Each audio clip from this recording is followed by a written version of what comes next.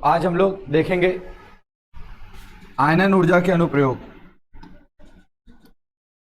आयनन ऊर्जा के अनुप्रयोग,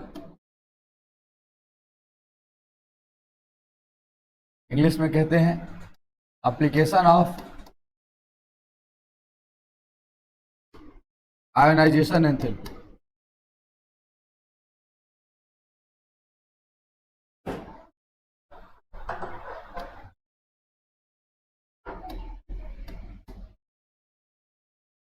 आयनन ऊर्जा के अनुप्रयोग,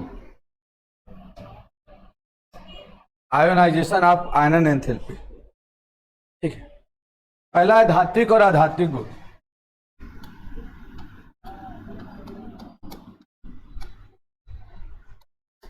धात्विक एवं अधात्विक गुण।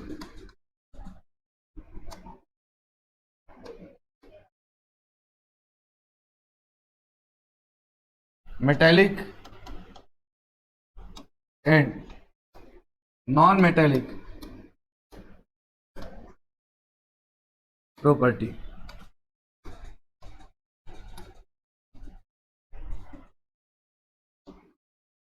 धात्विक एवं अधात्विक गुण। ठीक है, याद रखिएगा, जो धात्विक गुण होता है, मेटेलिक कैरेक्टर होता है, वो आयनन ऊर्जा के व्युत्क्रमानुपाती होता है। आयनन ऊर्जा ज्यादा होगा तो धात्विक गुण कम होगा, और आयनन ऊर्जा कम होगा तो धात्विक गुण ज्यादा होगा। ठीक, जो धातु होते हैं, धातु का आयनन ऊर्जा कम होता है। धातु का आयनन ऊर्जा क्या होता है? कम, इसलिए वो धात्विक गुण अधिक प्रदर्शित करते हैं। और जो अधातु होते हैं, इनका आयनन ऊर्जा अधिक होता है। तो ये धात्विक गुण। अब आता है धातुओं की क्रियाशीलता, दूसरा पॉइंट।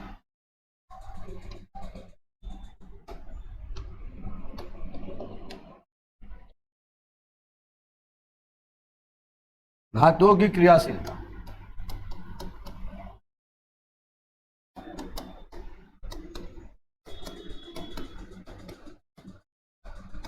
Reactivity of metals.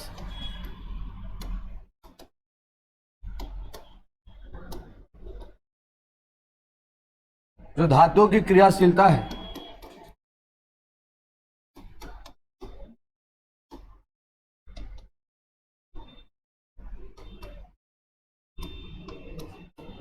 आयनन ऊर्जा की व्युत्क्रमानुपाती होती है। ठीक है, वर्ग में जब ऊपर से नीचे जाते हैं तो आयनन ऊर्जा घटता है।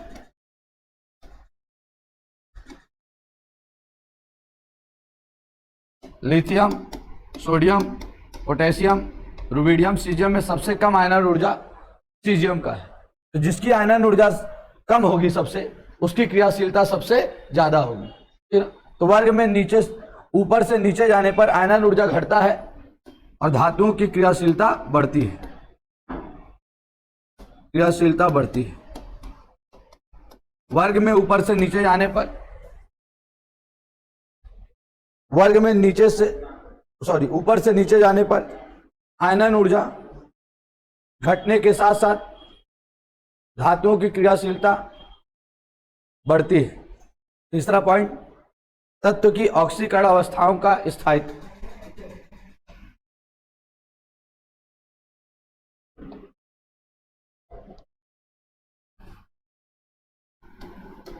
तत्व के ऑक्सीकरण अवस्थाओं का स्थायित्व।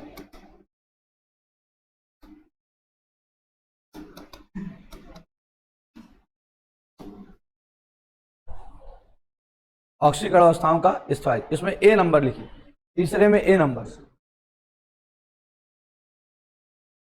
यदि दो क्रमागत आयनन विभव का अंतर 16 वोल्ट से ज्यादा या बराबर है, 16 वोल्ट से ज्यादा या बराबर है, फिर बी नंबर लिखिए, यदि दो क्रमागत आयनन विभव का अंतर 11 वोल्ट से कम या बराबर है। डी नंबर, तत्वों के संयोजी इलेक्ट्रॉन ज्ञात करना। तत्वों के संयोजी इलेक्ट्रॉन ज्ञात करना, जैसे कैसे तत्वों का संयोजी इलेक्ट्रॉन ज्ञात करेंगे? जैसे 16वां समूह है, उसका इलेक्ट्रॉनिक कॉन्फ़िगरेशन NH2 क्या होता है? Np4 होता है। S में 2 इलेक्ट्रॉन है, P में 3 ऑर्बिटल और 4 इलेक्ट्रॉन। तो जितने इसके लास्ट शेल में इलेक्ट्रॉन क्या उपस्थित है, वही उसमें संयोजी इलेक्ट्रॉन है। तो टोटल कितने इलेक्ट्रॉन उपस्थित है? 6 ना। इसके वैलेंस इलेक्ट्रॉन कितने हैं? 6 है। बात समझ में आई कि नहीं? तो अभी आज हमको देखना है अनुप्रयोग, एप्लीकेशंस देखना है, ठीक है। अनुप्रयोग में देखिए, आप डायरेक्ट अपन क्वेश्चन पे बात करते हैं, जो क्वेश्चन सबसे पूछा जाएगा। तो क्वेश्चन हमारा ये है कि धात्विक और अधात्विक प्रकृति, अभी मैं आपको बता रहा था, धातु आपको पता है S ब्लॉक के हैं, D ब्लॉक के हैं, अधातु आपको P ब्लॉक के उधर वाले है कि नहीं? 16वां 17वां जो इलेक्ट्रॉन को ग्रहण करते हैं। तो विद्युत ऋणात्मकता के अनुप्रयोग पर जब अपन बात करते हैं तो सबसे पहला ही रहता है धात्विक एवं अधात्विक प्रकृति। हेडिंग बनाइएगा, metallic and non metallic nature and property. अक्सर जो मेटल होता है उसकी जो इलेक्ट्रोनिगेटिविटी होती है वो कम होती है। जो आपका धातु है वो कम विद्युत ऋणात्मक होता है, जबकि जो नॉन मेटल होता है, जो अधातु है, वो अधिक विद्युत ऋणात्मक होता है। इलेक्ट्रोनिगेटिविटी का मतलब है इलेक्ट्रॉन को अपनी ओर आकर्षित करने की क्षमता। तो धातु तो इलेक्ट्रॉन त्यागते हैं, धातु क्या करते हैं? और अधातु इलेक्ट्रॉन को ग्रहण करते हैं। जो ग्रहण करता है उसकी विद्युत ऋणात्मकता अधिक होती है। तो याद रखिएगा, जो भी हमारा धातु है उसकी विद्युत ऋणात्मकता कम, मेटल की इलेक्ट्रोनिगेटिविटी कम और अधातु की इलेक्ट्रोनिगेटिविटी ज्यादा होती है। लिखिएगा, सामान्यतः धातु कम ऋण विद्युती होते हैं, जबकि अधातुएं अधिक ऋण विद्युती होती हैं। इस प्रकार धात्विक लक्षण एक वर्ग में नीचे जाने पर बढ़ते हैं, परंतु एक आवर्त में घटते हैं। देखिए, एक बात याद रखनी है हमको कि जो इलेक्ट्रोनिगेटिविटी होता है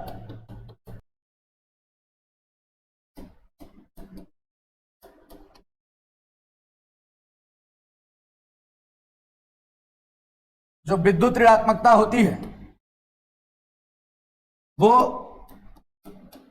अधात्विक गुण के समानुपाती होती है। जो जितना ज्यादा धातु होगा वो उतना ही ज्यादा विद्युत ऋणात्मक होगा। जैसे फ्लोरीन की विद्युत ऋणात्मकता सबसे अधिक है, मतलब उसमें धात्विक गुण सबसे ज्यादा है। बात समझ आए कि नहीं? क्योंकि फ्लोरीन के अंतिम 17वें समूह का तत्व है, अंतिम कोष में 7 इलेक्ट्रॉन होते हैं। अष्टक पूर्ण करने के लिए मात्र 1 इलेक्ट्रॉन की आवश्यकता होती है। ये बात याद रखना है। दूसरा पॉइंट बनाना है बॉन्ड एनर्जी, बंध ऊर्जा। विद्युत ऋणात्मकता में अंतर बढ़ने से बंध लंबाई कम हो जाती है। विद्युत ऋणात्मकता में अंतर बढ़ने से बंध लंबाई कम हो जाती है। इस प्रकार बंध ऊर्जा बढ़ जाती है। इस प्रकार बंध ऊर्जा बढ़ जाती है, बंध लंबाई कम हो जाती है। इस प्रकार बंध ऊर्जा बढ़ जाती है। देखिए, HF, HCl, HBr, HI देख पा रहे हैं? ये सारे ही एक ही समूह के तत्व हैं, फ्लोरीन, क्लोरीन, ब्रोमीन और आयोडीन। क्लोरीन का आकार छोटा, बंध लंबाई कम। क्लोरीन का आकार बड़ा, पहले से बंध लंबाई ज्यादा। ब्रोमीन का और बड़ा, बंध लंबाई और ज्यादा। और हाइड्रोजन आयोडाइड का बंध लंबाई और ज्यादा। ठीक है, तो बंध लंबाई बढ़ रही है ना।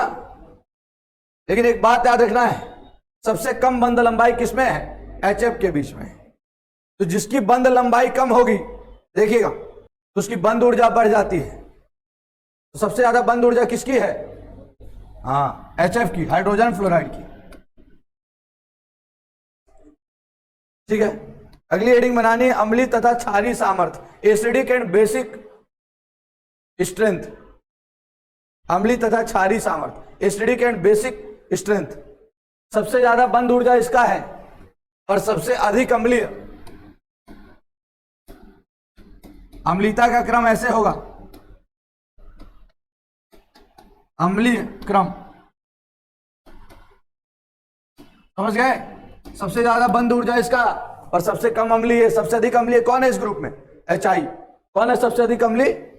HI, जो सबसे आसानी से H+ दे दे। सबसे आसानी से H+ कौन देगा? HI। देखिए आवर्त में बाएं से दाएं जाने पर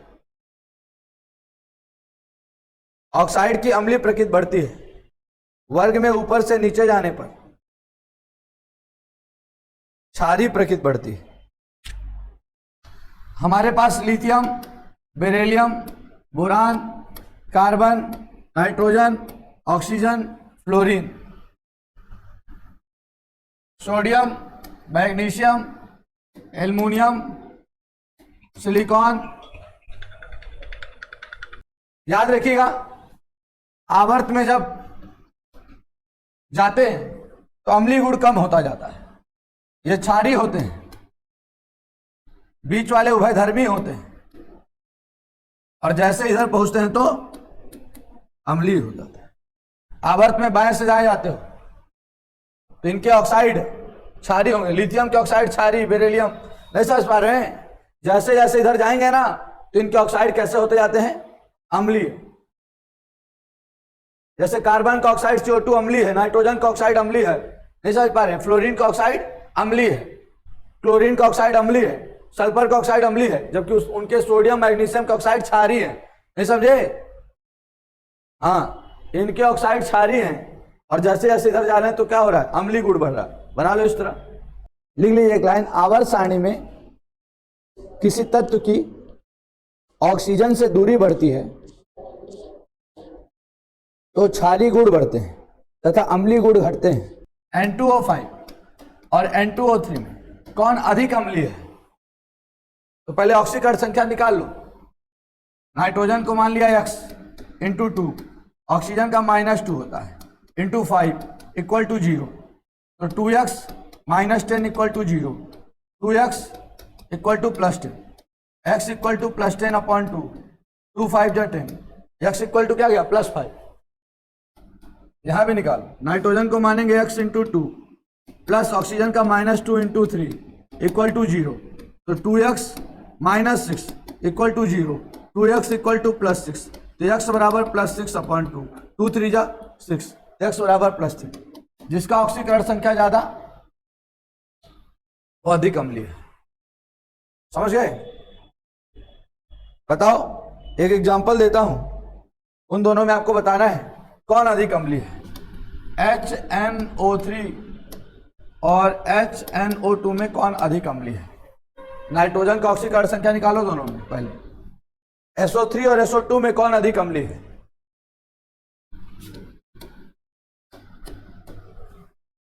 क्यों ज्यादा है?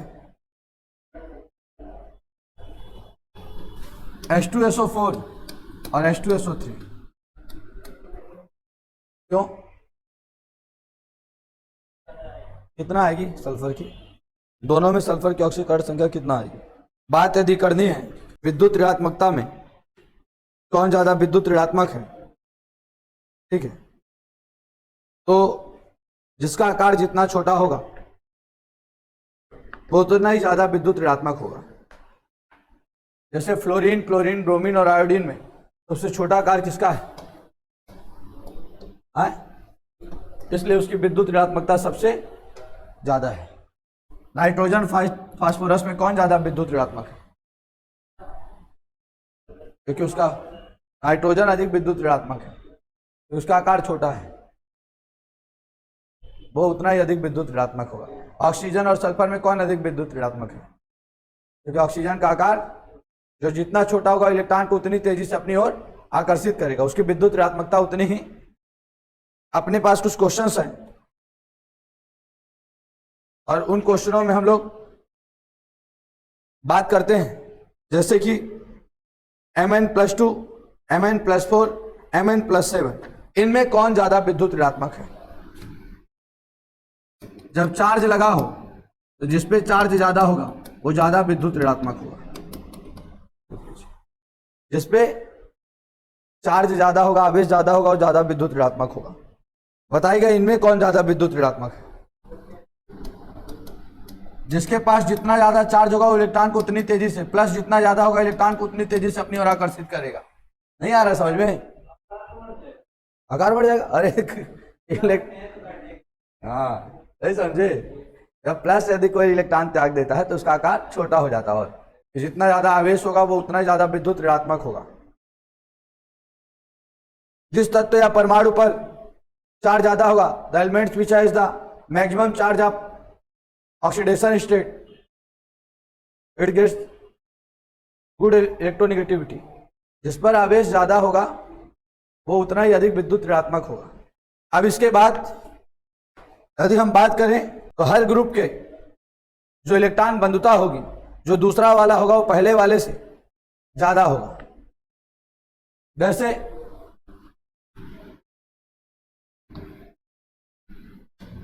फ्लोरीन, क्लोरीन, ब्रोमीन, आयोडीन इस क्रम में होते हैं, लेकिन इलेक्ट्रॉन बंधुता हमेशा ज्यादा क्लोरीन की होगी, फिर फ्लोरीन की, फिर ब्रोमीन की, फिर आयोडीन की।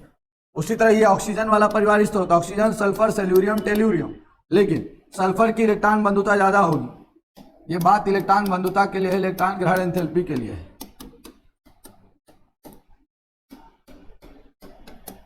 समझ रहे हैं?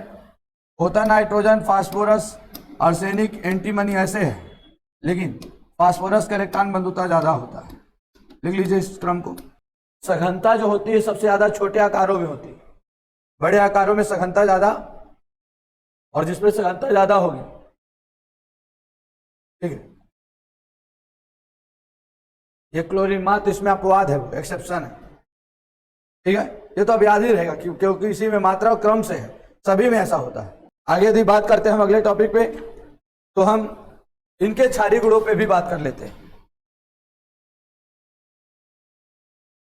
Lithium, sodium, potassium, rubidium, caesium, ऊपर से नीचे जाते हैं तो क्षारीय गुण बढ़ता है।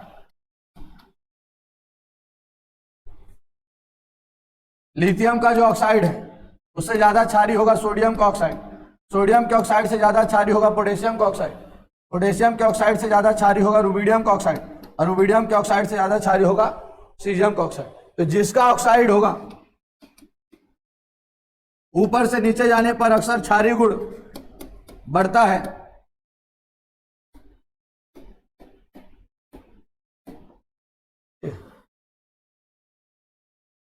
कुछ अपवादों के नाम लिख लेना है।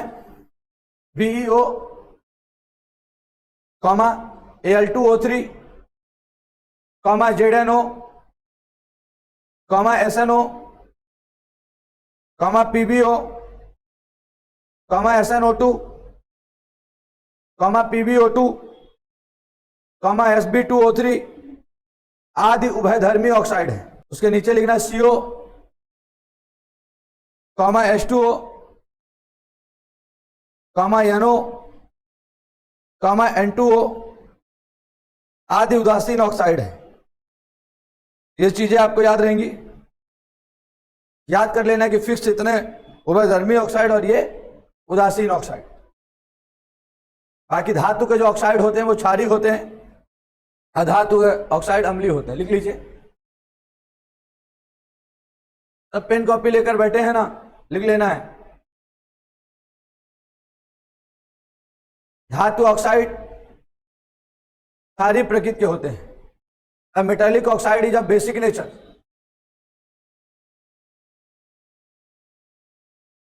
तथा अधातु ऑक्साइड